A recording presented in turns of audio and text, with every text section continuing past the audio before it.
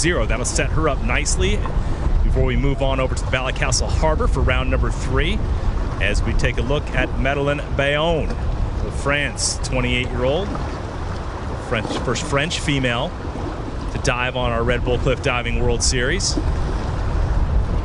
Joey, how crazy is it just to stand on that little perch right there, angled? It's, usually the platforms are, completely horizontal, but there's a little angle on that thing. Yeah, we've dove off some pretty crazy locations. We did one in Thailand, diving off this stalactite, so we had to actually Prusik up a rope in the open air. And she's just telling the safety divers, I just need a moment. You can really see the wind is starting to get quite gusty, maybe bothering her.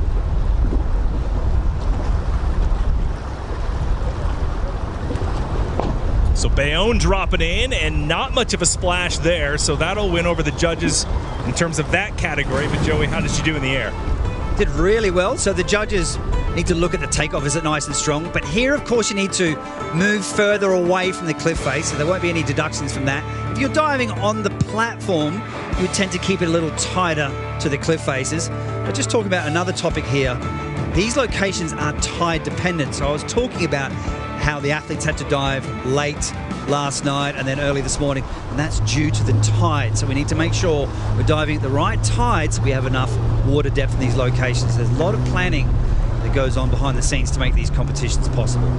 So Bayonne will move into second. You had her first and second round together, 120.60. Just a reminder, this took place earlier, the Kinbane Castle dive spot, the iconic Lord's Prayer.